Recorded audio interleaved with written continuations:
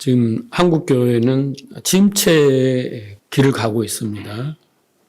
또 많은 성도들이 율법주의에서 벗어나지 못하고 수고하고 무거운 짐을 지는 그런 신앙생활을 하고 있습니다. 뿐만 아니라 우리가 신앙생활을 하면서 우리 현실적으로 보면 많은 시련과 고난들이 있는데 거기에서 좌절하고 절망하며 낙심하는 분들이 많습니다. 이분들에게 꼭 필요한 말씀이 바로 저는 히브리서라고 생각합니다. 히브리서는 믿음에 대해서 이야기를 하고 있습니다. 믿음.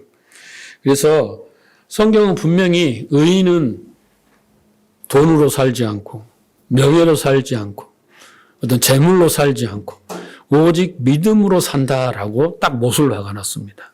그래서 우리는 기도할 때 하나님 내게 돈을 주세요. 건강을 주세요. 이런 것보다는 믿음을 달라고 기도하는 것이 성경적입니다. 그런데 우리는 믿음을 달라고 하는 분들은 별로 못 봤어요.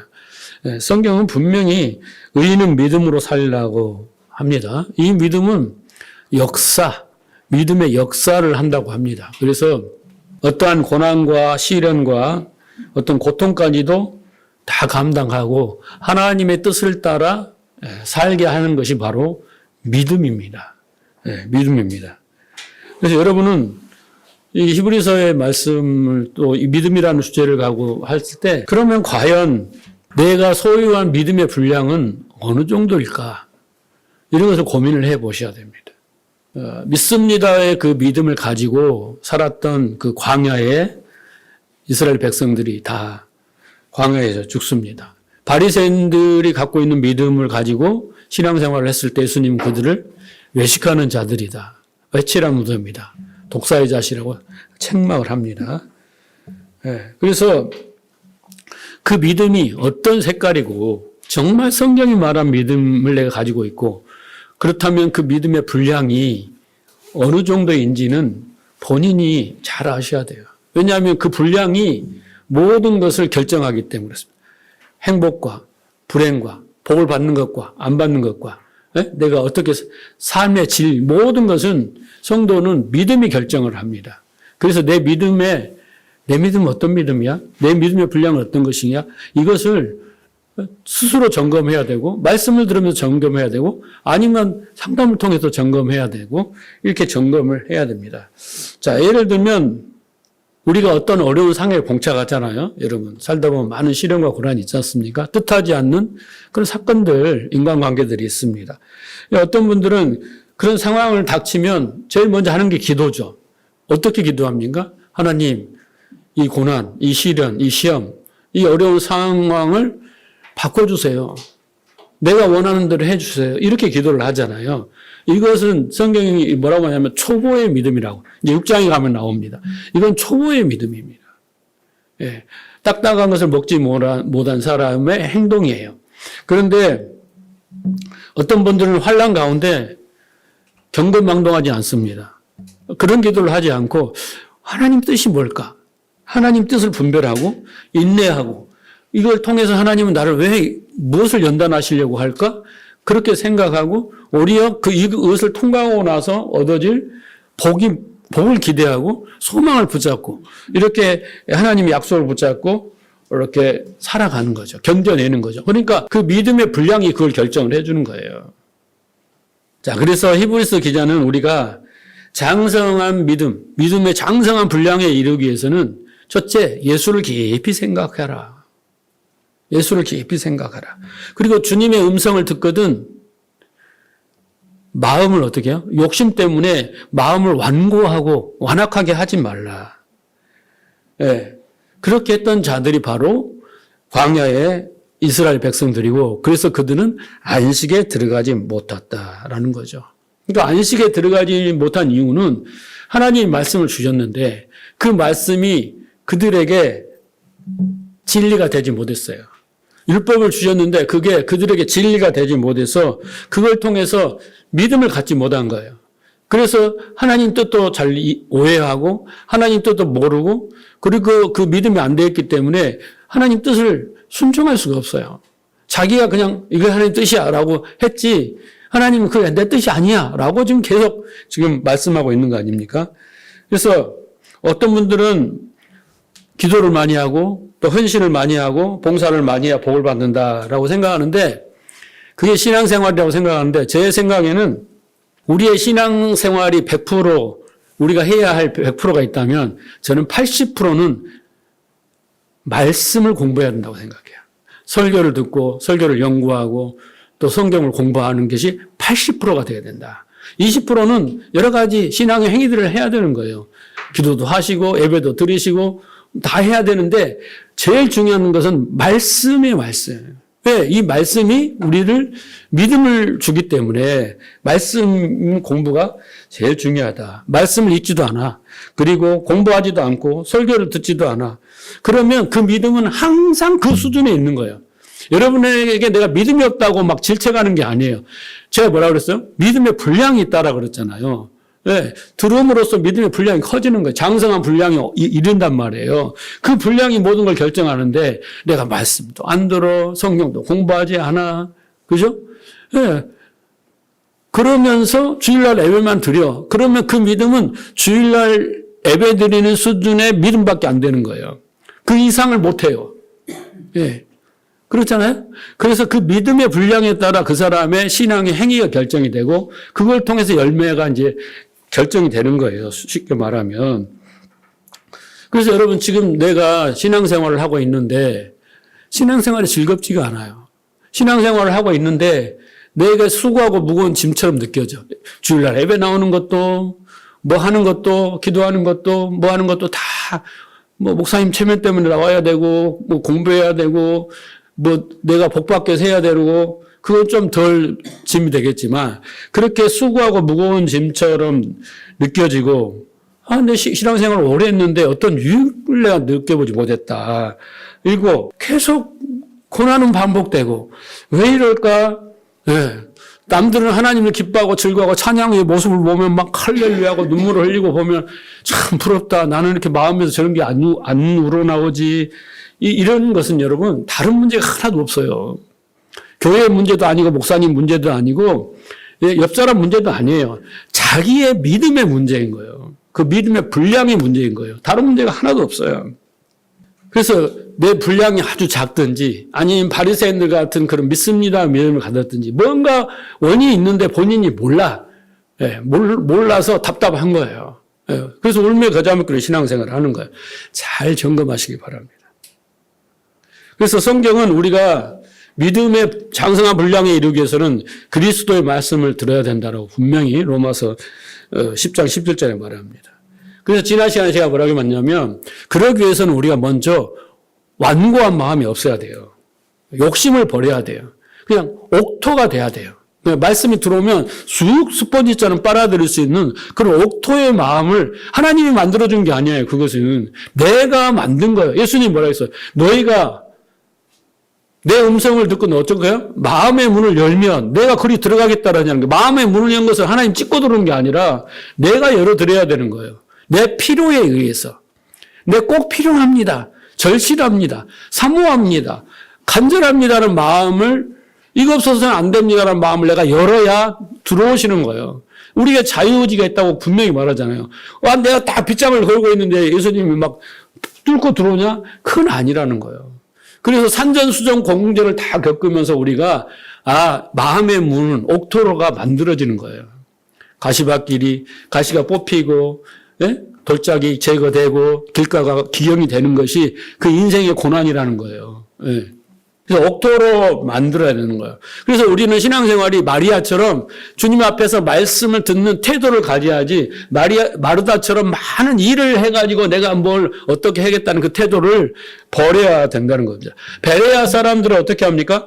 간절한 마음으로 말씀을 받고 그것도 끝나는 게 아니라 자기들끼리 모여서 이 말씀이 어떠한가를 상고했다라는 거예요.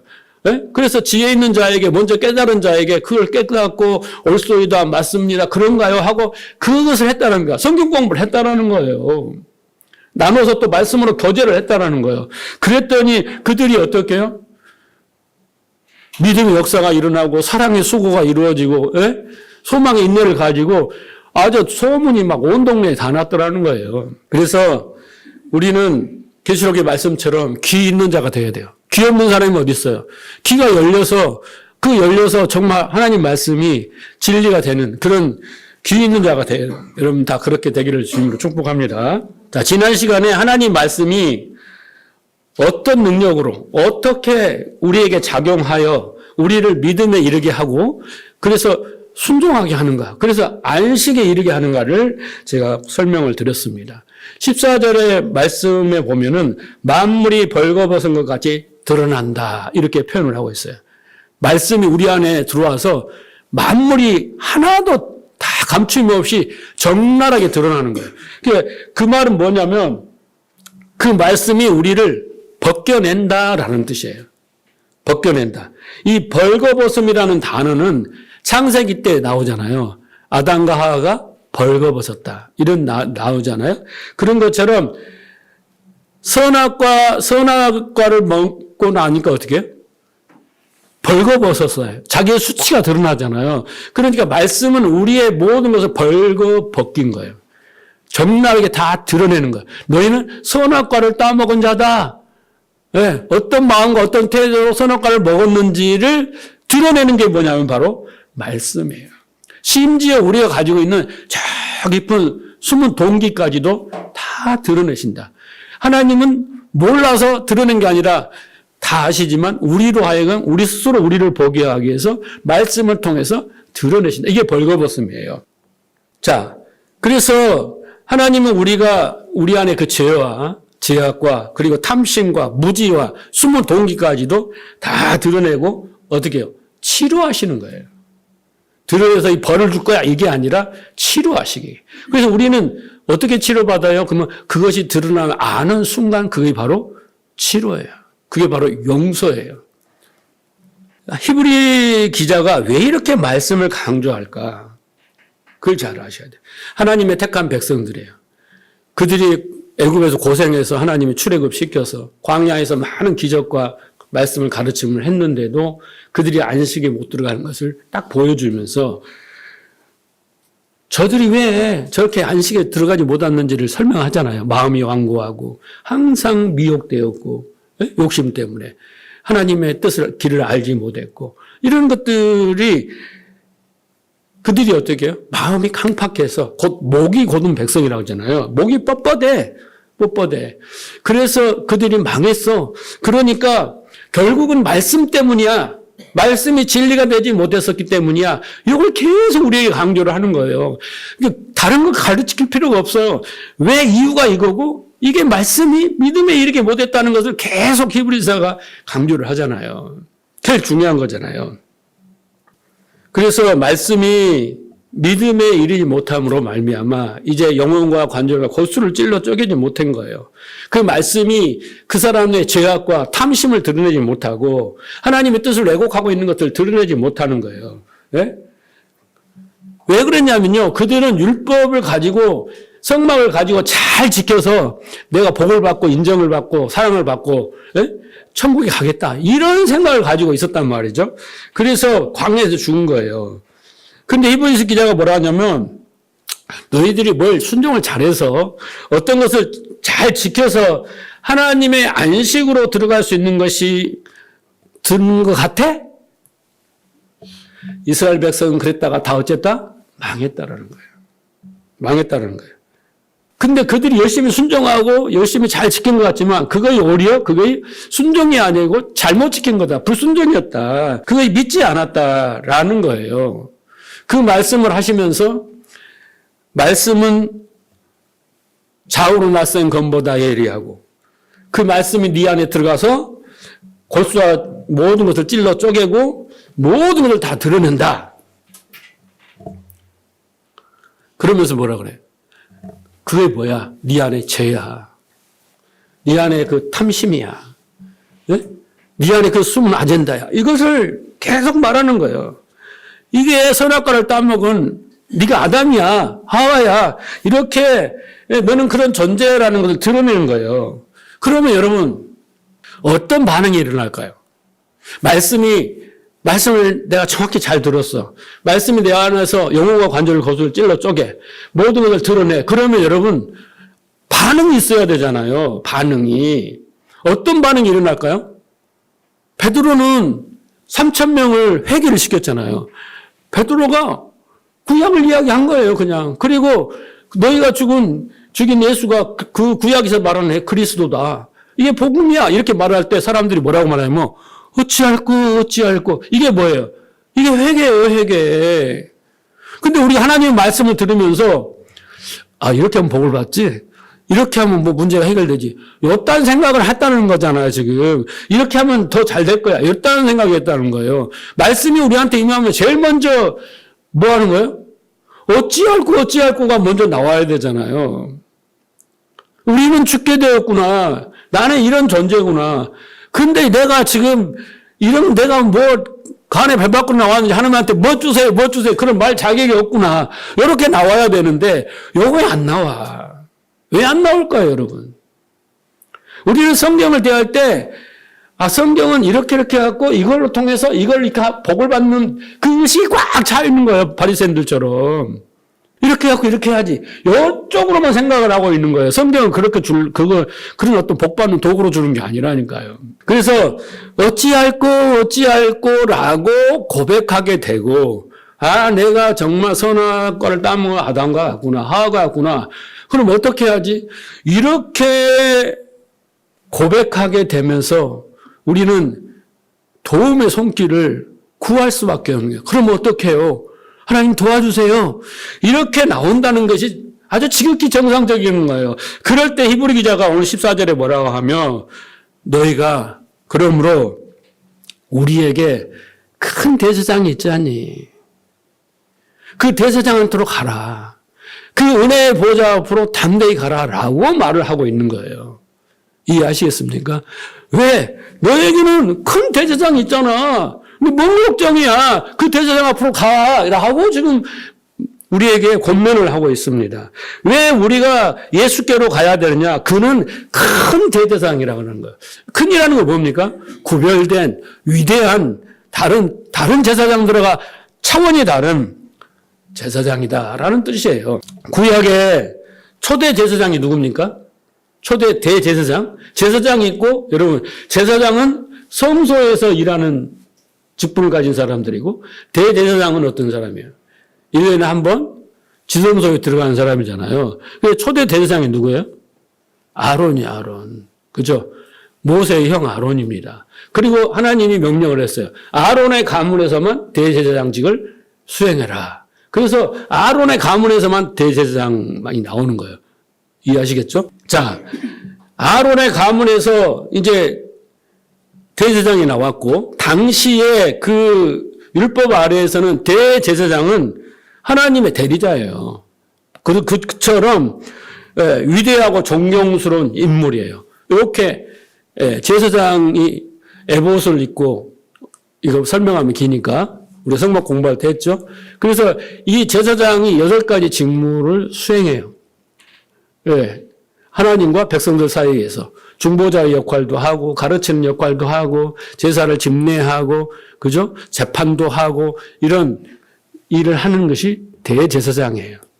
그런데 이 율법 시대의 이 대제사장은 1년에 한 번 1월 10일이죠. 대속죄일에 이 제사장의 죄와 백성들의 죄를 속죄함을 받기 위해서 짐승을 잡아가지고 그 피를 가지고 아무도 들어갈 수 없는 그 지성소로 들어갑니다. 지성소로 들어갈 때 방울을 달고 다 갔다 왔잖아요. 왜? 부정하면 그 자리에서 즉사를 했다잖아요. 그래서 어떻게 해요? 줄로 끌어당겼어. 아무나 못 들어가. 그 정도로 어마무시한 곳이 어디예요?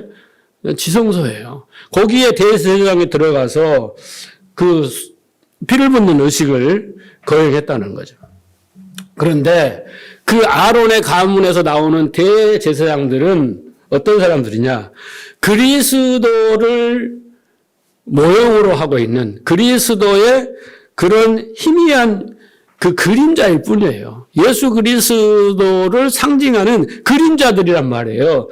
그렇죠. 그러니까 참 제사장, 큰 제사장, 위대한 제사장은 그 그림자의 실체가 바로 예수님이다. 예수님이 오셔서 하나님과 백성들 사이에 그 중보자의 그 역할을 한 것처럼 예수님도 그분이 실체다라는 것을 말해주고 있습니다. 자, 보세요. 히브리서 9장 11절 보세요.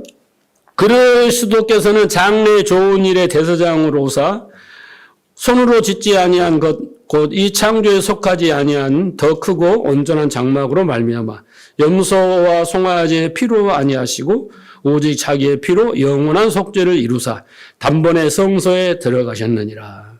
그랬어요. 아론과 그 후손의 대제사장들이 흉내만 낸 그림자에 불과하잖아요. 그런데 이 장래일이라는 것은 뭐죠? 우리를 구원하는 일 아닙니까? 십자가 죽으심으로.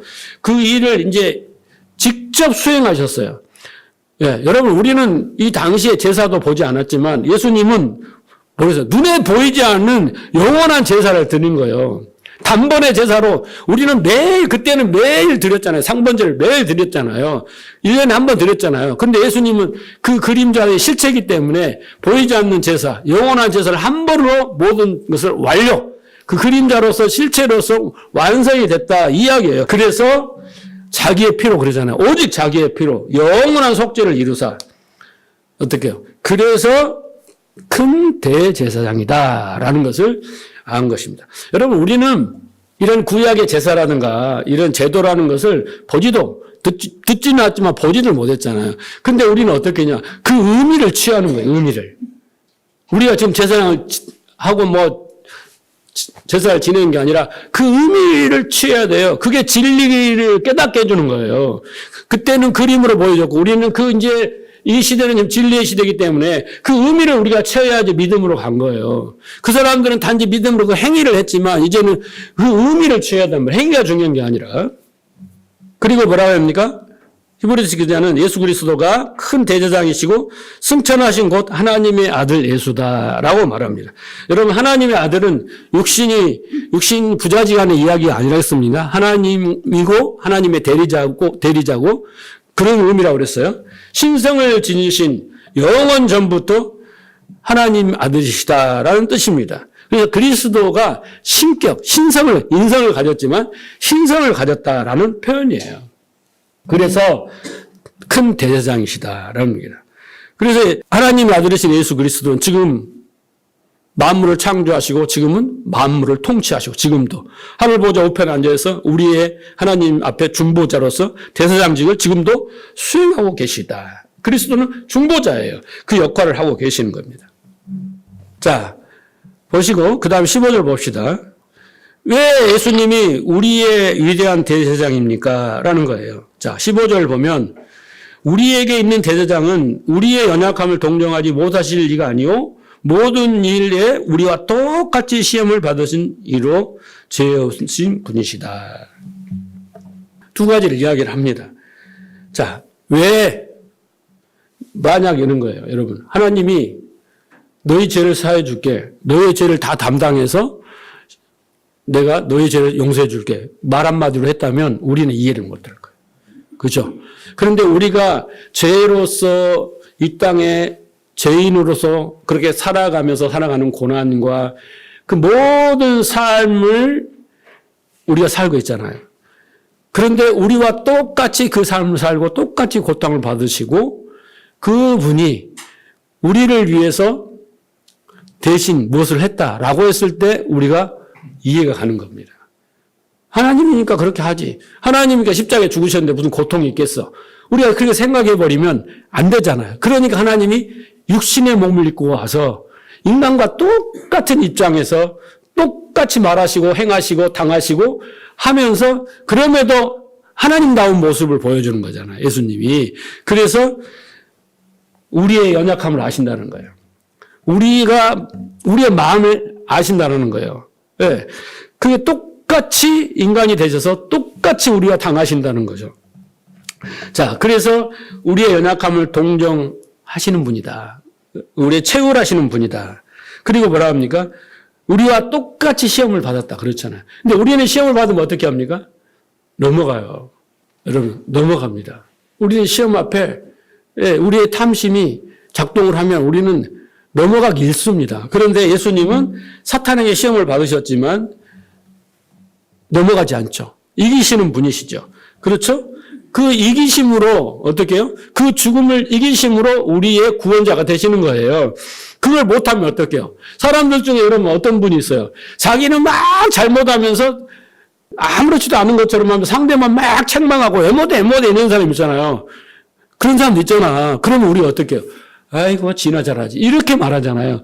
근데 그 사람이 하는 것은 진짜 퍼펙트하고 완벽해. 그럼 내 마음이 어떻게? 뭐라고 하면? 그래, 너는 말할 자격이 있어. 나는 들을 수밖에 없어. 왜? 인정을 하는 거예요. 나보다 월등하고 완벽하니까. 나도 너를 닮고 싶어. 이게 인지상정이잖아요. 그래서 예수님이 몸소 와서 다 경험하시고 시험 당하시지만 그 시험에서 이기시고 자, 내가 이렇게 한 걸 보았지? 내가 은혜로 너희들 이렇게 만들어 줄게 라고 말씀을 하시는 거예요. 그리고 예수님은 또 한 가지 특징이 있어요. 죄가 없으니 특징이 뭐냐면 예수님이 이 땅에 인간으로 오셨지만 성령을 힘입었죠. 그래서 예수님이 하시는 일이 뭡니까?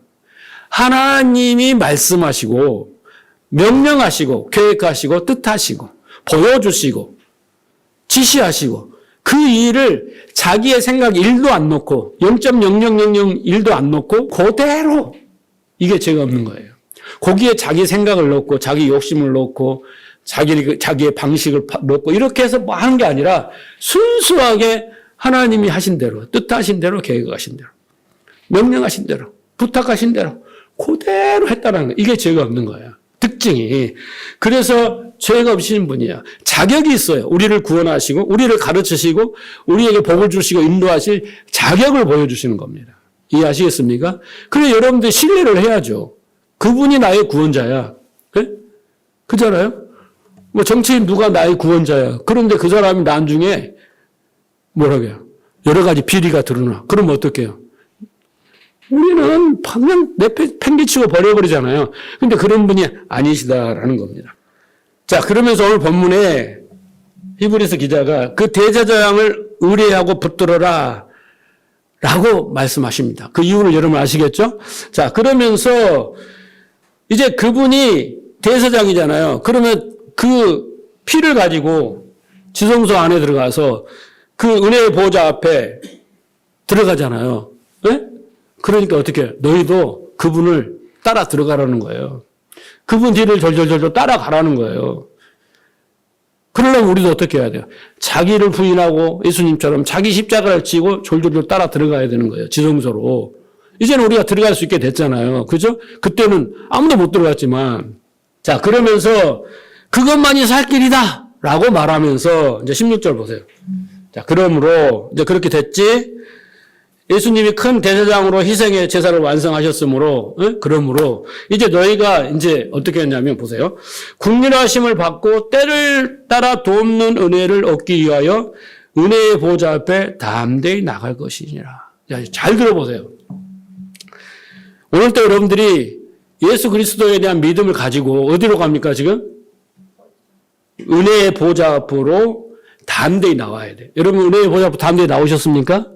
그 목적이 뭐예요? 이 두 개 나오잖아요. 긍휼하심을 받고 때를 따라 돕는 은혜를 받기 위해 나오신 거예요. 그럼 오늘 예배 여러분 나와서 예수님을 따라 지성소로 들어왔어. 하나님이 영에 거하시고 하나님이 이제 은혜를 베풀어 주실 거야. 그런데 내가 뭐 하러 왔어요? 네? 다른 목적으로 가면 안 돼요. 긍휼하심을 받고 때를 따라 돕는 은혜를 받기 위해서 지성소로 들어가야 되는 거예요. 지성소로. 맞습니까? 예. 예수님이 그잖아요. 그 희생 제물이 되셨기 때문에 우리가 구원을 받은 거 아닙니까? 속죄가 이루어지고 이제는 우리가 어떻게 해요? 그 휘장이 찢어져서 십자가로 말미암아 우리가 이제 그 은혜에 들어가게 돼 있어요. 갈 수 있게 됐단 말이에요. 자, 그런데 여기 보세요. 은혜의 보좌 앞에 들어가라 그럽니다. 여기서 은혜의 보좌는 뭘까요, 여러분? 지성소 안에 가면 은혜의 보좌가 있어요. 이게 지금 지성소예요, 지성소. 지성소고 저게 휘장이야. 그러니까 저기서 이렇게 들어오는 거예요. 이 벽을 잘라갖고 단면을 보여주는 건데 저렇게 이렇게 되는 거 있잖아요, 그림이. 그게 뭐냐면 휘장입니다, 휘장. 지성소와 성소를 하는 거예요. 저 휘장을 열고 들어오면 저 제사장이 이렇게 앉아있고 그 다음에 이 앞에 법궤가 있잖아요. 이런 법궤가 있고 그 다음에 그 위에 천사가 이렇게 날개를 펴고 양쪽으로 이렇게 딱 있어요.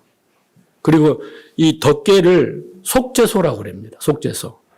조각나무에다 금을 입혀가지고 속죄소를 만들고, 속죄판이죠. 속죄소에다 붙고, 그 위에 천사가 딱 이렇게 보고 있고, 그 밑에 덮개가 있고, 그 안에, 여기 속죄소라고 했죠. 그 안에 이제 아론의 쌍난 지팡이와 만나 항아리와 십계명 돌판이 들어있어요. 그러면 제사장이 짐승의 피를 담아가지고 와가지고, 저 천사들 그 사이에 그 속죄판에다 부어요. 그러면 피가 철철철 넘칠 거 아니에요. 그게 제사의 하이라이트예요. 그러고 나면, 자, 보세요.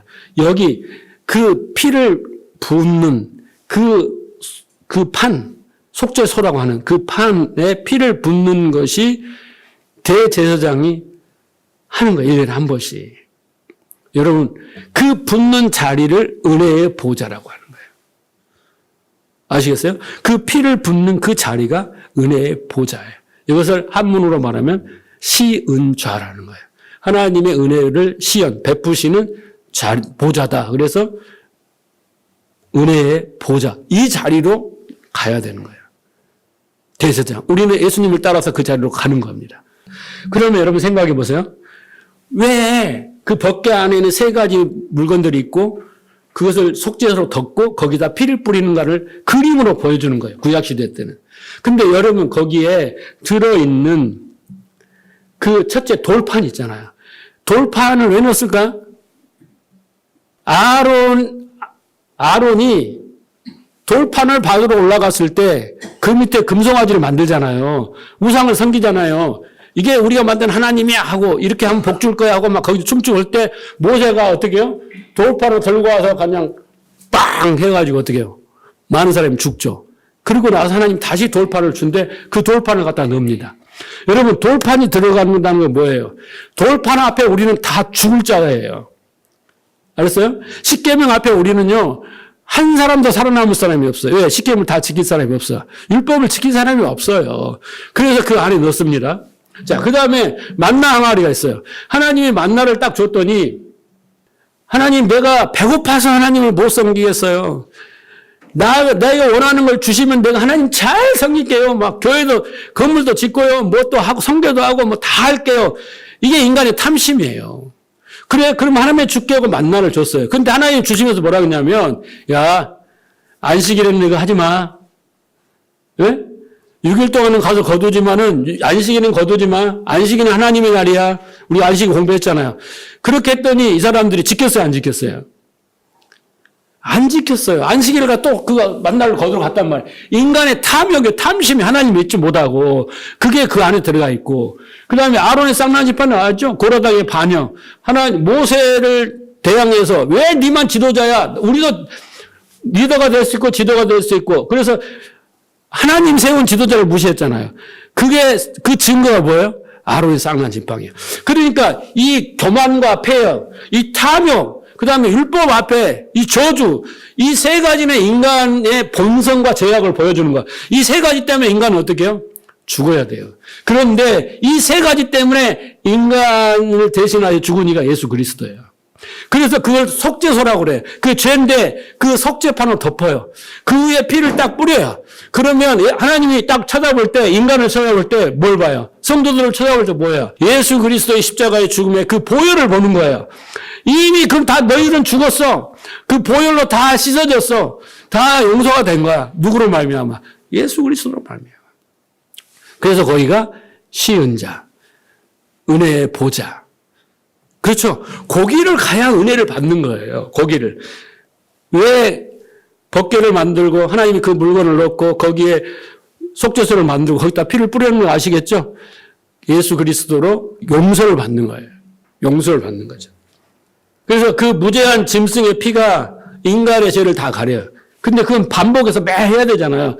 근데 예수님이 단번에 그걸 했다는 거예요. 그래서 위대한 제사장인 거예요. 그런데 이제 그것을 통해서 하나님 우리에게 이렇게 말씀하세요. 너희들이 뭘 잘해서가 내가 용서를 하는 게 아니라 너희들은 여전히 죄인인데 그 예수의 피로 덮어서 의의 흰옷을 덮어서 너희를 구원하는 거야. 이것을 깨달은 놈들만 나를 따라와. 이거예요. 이해를 못하는 사람들은 따라갈 수가 없어요. 믿음이 안 되니까. 근데 광야의 이스라엘 백성은 이것을 열심히 제사만 드렸다니까 의미를 알지 못하고요. 말씀이 그렇게 진리가 되지 못했기 때문에. 그래서 마음이 완악한 거예요. 하나님 뜻을 모르는 거예요. 그래서 안식에 못 들어간 거예요. 여러분, 오늘 우리는 친절하게 보여주잖아요. 그러니까 하나님이 그렇게 보여주는 거 뭐예요?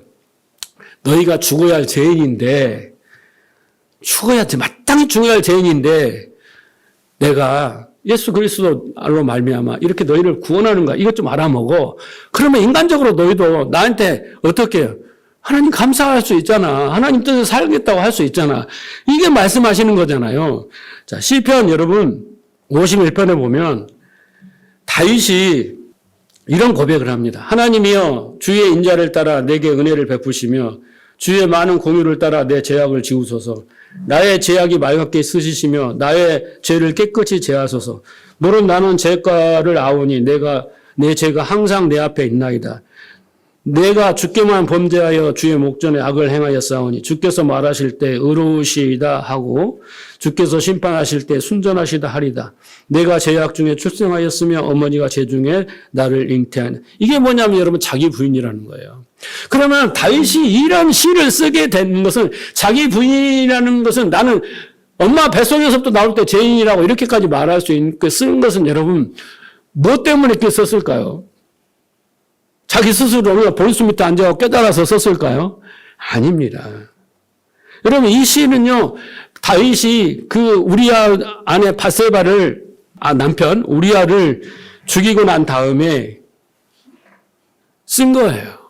그러니까 그 전까지 다윗이 자기는 굉장히 괜찮은 존재로 알고 있었던 것입니다. 하나님 앞에서 합한 자예요. 마음이 합한 자예요. 그렇죠? 골리앗을 쳐부시는 자예요. 얼마나 좋습니까? 율법도 잘 지키고 하나님을 위해서 열심을 내었잖아요. 성품도 좋아요. 예, 마땅히 죽여야 할 사울을 2번이나 살려줬어요. 안 죽이고. 얼마나 아름답습니까? 성품도 좋아요. 믿음도 좋아요. 스스로를 얼마나 대견하게 평가했을까요? 그러니까 하나님 앞에 너무 당당한 거예요. 그런데 하나님이 그런 거예요. 어느 날 다윗에게 네가 어떤 존재인 줄 알아? 라고 말씀하시는 거예요.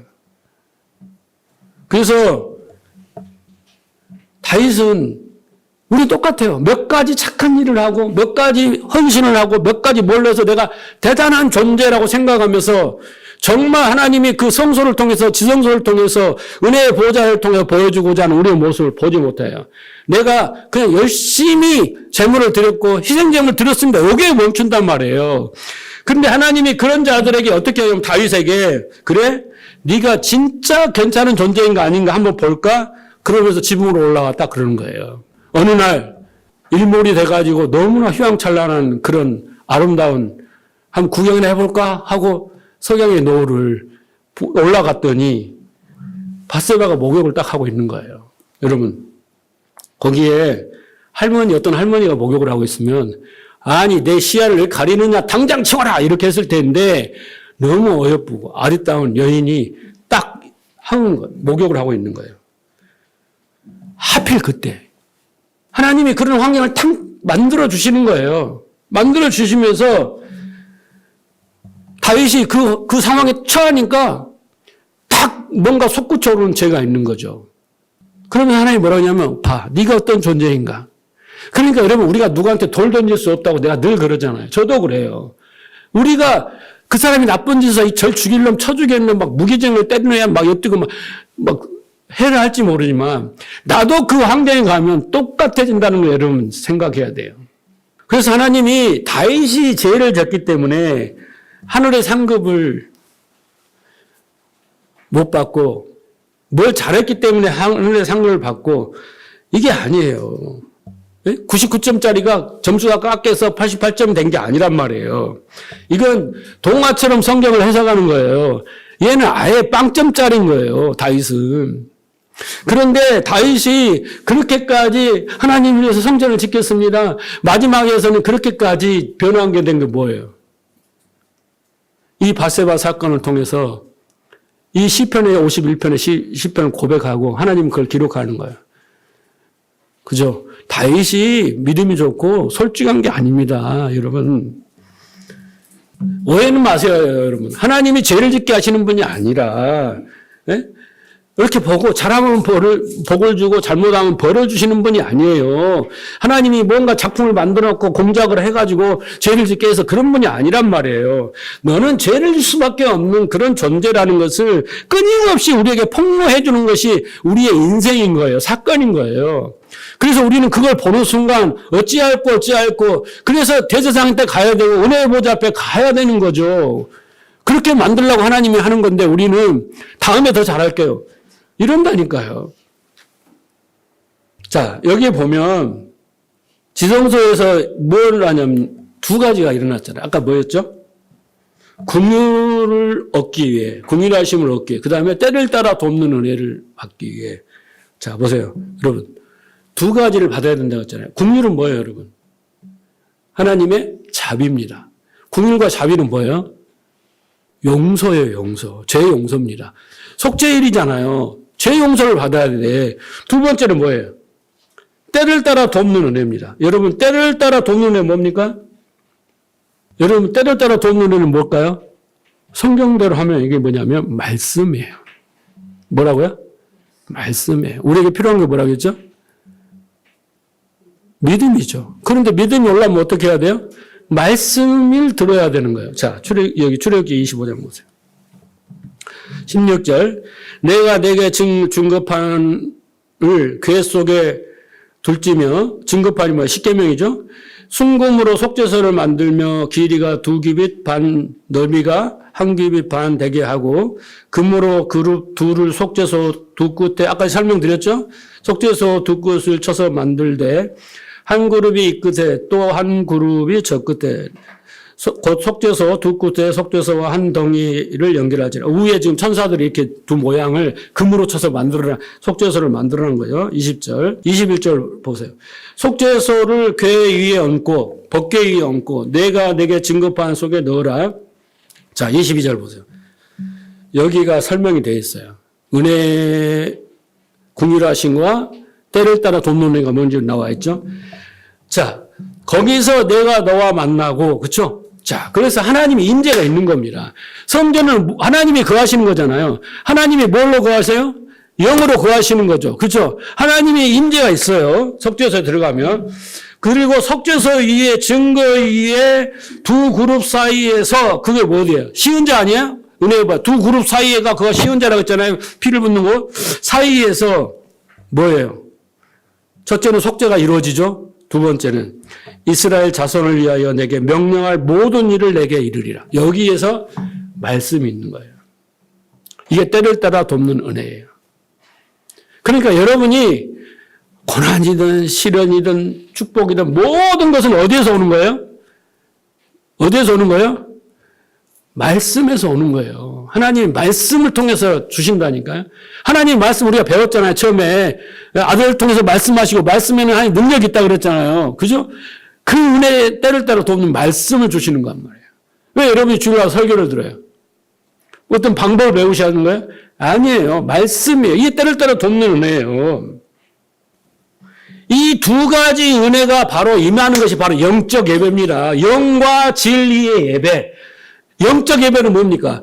내 몸을 거룩한 산제물로 드리는 거예요. 바울이 로마서 12장 1절에 거룩한 산제물로 드리는 건 뭐예요? 속죄의 제사예요. 속죄의 제사. 속죄에 대한 열매란 말이에요. 속죄의 제사를 드리고 다음에 뭐예요?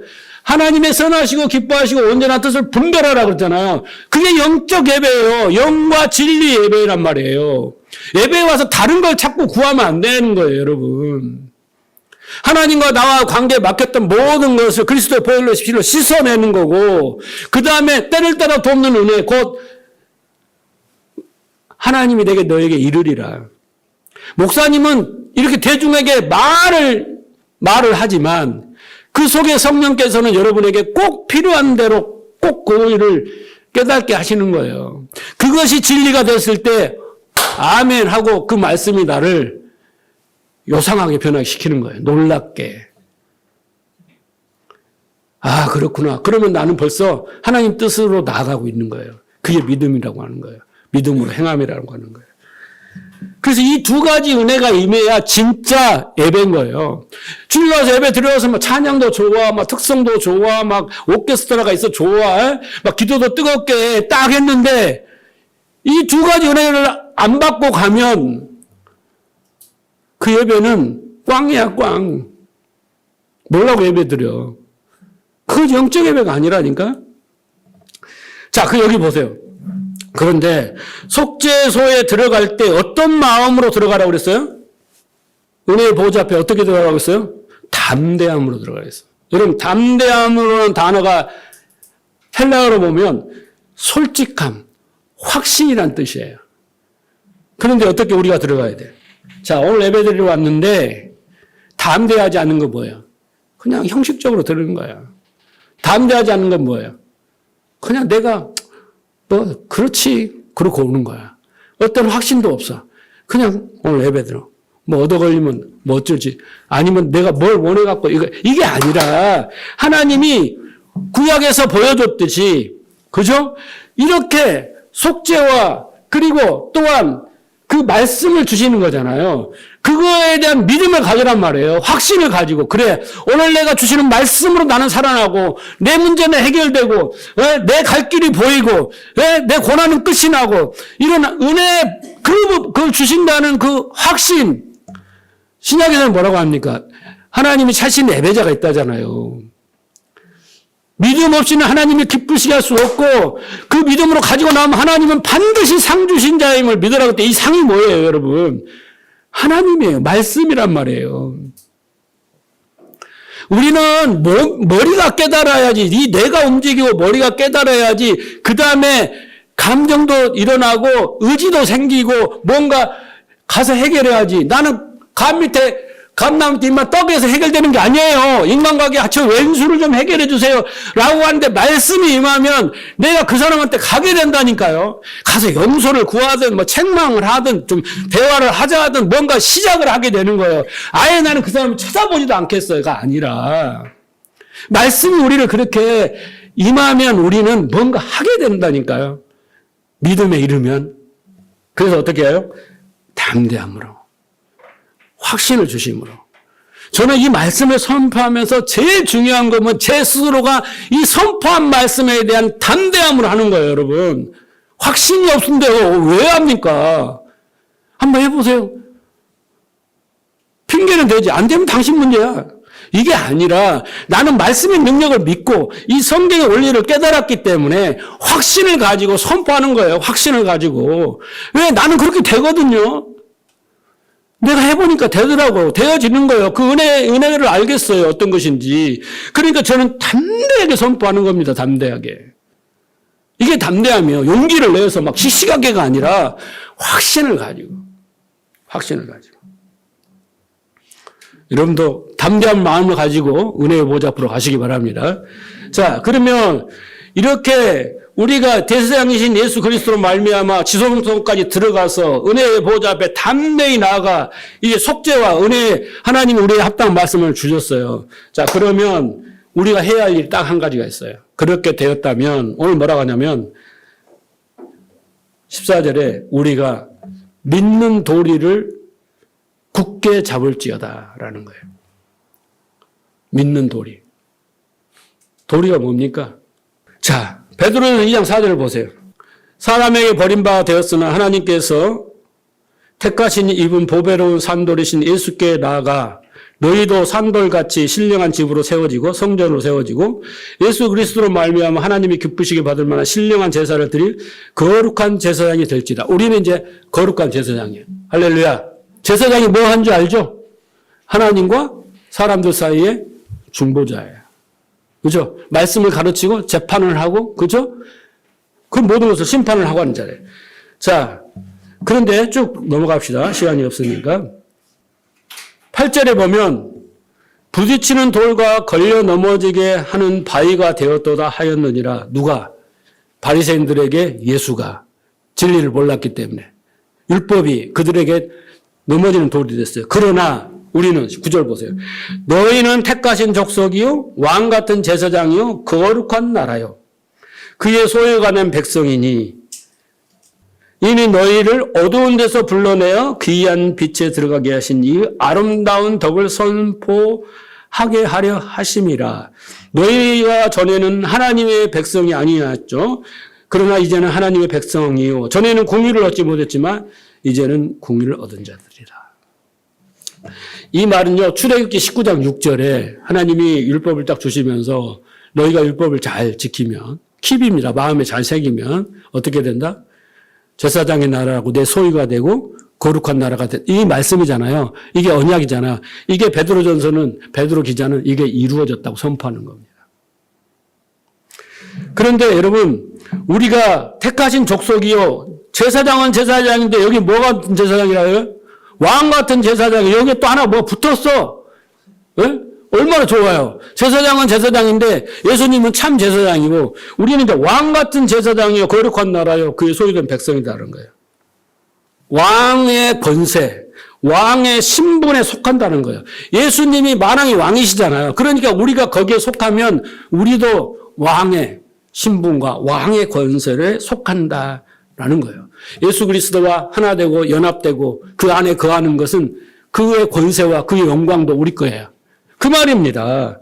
그래서 우리는 왕에 속한 제사장의 공동체, 왕의 신분과 제사장의 사명을 가진 공동체, 이게 바로 교회다라는 거예요.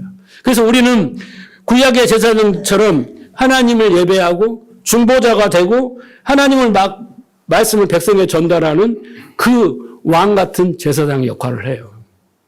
예수님 뭐라고 했어요? 땅 끝까지 증인이 되리라 그랬잖아요. 기이한 빛에 들어가게 하신 우리를 전하는 거예요. 그죠? 예수 믿으세요 갖고는 안 되고 진리의 말씀을 전해야 되는 거예요. 그게 복음인 거잖아요. 자, 그래서 저는 생각합니다. 오늘 히브리서가 이제 4장이 이제 다 끝나가는데 이제 5장까지 계속 대제사장 이야기를 합니다. 그 대제사장이 우리에게 참 대제사장이 되고 우리는 그로 말미암아 왕 같은 제사장이 되었어요.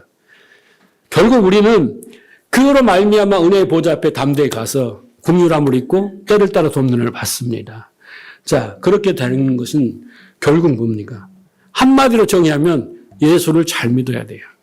예수를 깊이 생각해서 그 대제사장이시고 그 대제사장이 주신 그 은혜들을 받기 위해서는 다시 거슬러 올라가서 예수를 잘 믿어야 돼요. 그 여러분 예수를 잘 믿었다는 것이 뭔가 이걸만 설명할게요. 진짜 예수를 잘 믿는 거. 요즘 예수를 믿으세요라고 하면 나 예수 믿어요라고 하는 사람은 많아요. 그런데 제가 보기에는 예수를 잘 믿는 게 아니에요. 그게. 예수를 잘 믿는다는 것은 첫째 예수님과 인격적 관계가 돼야 돼요. 예수님은 인격을 가지셨잖아요. 그렇죠? 그래서 인격적 관계는 종교적 어떤 대상이나 성김의 대상이나 어떤 스승이나 이런 도덕적 스승이라는 게 아니에요. 그렇게 된다. 하나님은 살아계신 하나님이라고 예수님은 우리와 함께 임마누엘 하신다고 그랬잖아요. 영원토록 함께. 그러면 이 인격적 관계 속에서 그 함께가 있어야 되는 거예요. 함께. 그게 인격적 관계예요. 함께. 함께. 다시 말해서 에녹과 같이 동행하는 삶을 살아야 돼요. 그분과 인격적 관계를 누리면서. 그러면 그분과 어떻게 하냐면 두 번째는 교제가 있어야 돼. 그러면 교제는 뭐냐면 대화예요. 대화. 예수님이 말씀하시고 내가 듣고 내가 말씀하시고 예수님이 말씀하시고 그죠? 그런 대화가 있어야 돼. 뭘로? 말씀으로. 예수님은 꿈속에서 그런 게 아니라 성경을 통해서 말씀을 하셔요. 사복음서를 통해서 말씀을 하신단 말이에요. 그러면 내가 그 말씀을 듣고 그 예수님의 인격을 가지시고 감정을 가지시고 의지를 가지고 뜻을 가진 말씀을 내가 고스란히 받아들이면 내가 그 예수님께 뭐 해야 돼요? 반응을 해야지. 반응을. 그냥 알았어요. 그 끝이 아니에요. 여러분. 그런 사람이 너무 많아. 야 자기 부인을 해. 자기 십자가를 따라와. 그러면 내가 그려놓고 끝. 모르면 뭐 자기 부인이 뭐예요? 물어봐야 될 거 아니에요. 자기 십자가를 지가 뭐 공부를 해야 될 거 아니에요. 그러면 성경에서 이렇군요. 주님 이제부터 다윗과 같이 시편 51편처럼 그 고백을 저도 드릴게요. 뭔가 반응을 해야 될 거 아니에요. 인격적으로. 무슨 고목나무를 섬겨요. 하늘의 일월 성신을 섬겨요. 거기다 대고 백날 말해봐. 답이 없잖아요. 예수님 먼저 와서 말씀하시잖아요. 내가 반응을 해야지. 고백을 해야지. 그게 교제라는 거예요. 그 다음에 세 번째 인격적 관계라는 거 뭐냐면 신뢰와 순종의 관계예요. 신뢰. 아까 뭐라 했습니까? 담대함이 뭐라 그랬어요? 확신이라고 그랬잖아요. 네? 확신. 신뢰에 대한 거예요. 이제 믿고 그렇게 해주셨으니까 또 말씀에 나온 대로 믿고 또 그렇게 그 신뢰의 관계가 있어야 돼요. 신뢰. 깨닫고 이해하고 신뢰, 확신. 요까지 가야 돼요. 그래서 뭐 친구처럼 그렇게 자연스럽게 대화하고 이렇게 말씀하시고 반응하고 그리고 이제 믿고 그분의 말씀이 또 나에게 주어졌어. 이거 도저히 안 되네. 믿고 자꾸 물어. 어떻게 해요? 이게 무슨 뜻이에요? 이렇게 해야 돼요? 이렇게인가요? 묻고 그래요. 이렇게 해볼게요. 이런 의지와 신뢰의 관계, 그게 바로 이제 하나님 뜻을 따라가는 거예요. 그리고 마지막은 뭐냐면 사랑의 관계입니다. 사랑의 관계. 하나님은 우리를 사랑하시잖아요. 우리의 필요를 다 채워줍니다.